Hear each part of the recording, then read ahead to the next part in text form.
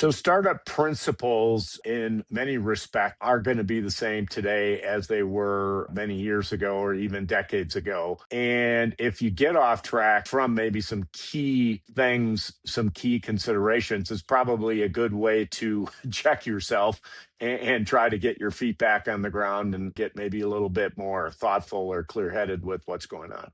I think first and foremost, it has to start with a passionate person who has either an idea or has seen an inefficiency in the market. And that person's passion is going to drive the business forward. In fact, two of my portfolio companies today that are doing quite nicely and have a lot of high expectations for are led by guys that I met before I had a business to do with them. And I picked them as individuals and business leaders before we had a business to work on together.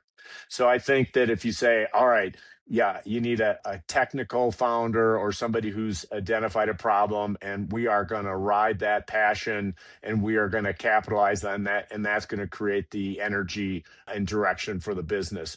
And then, secondly, looking at your customer set, the problem you solve hopefully is a must have versus a nice to have.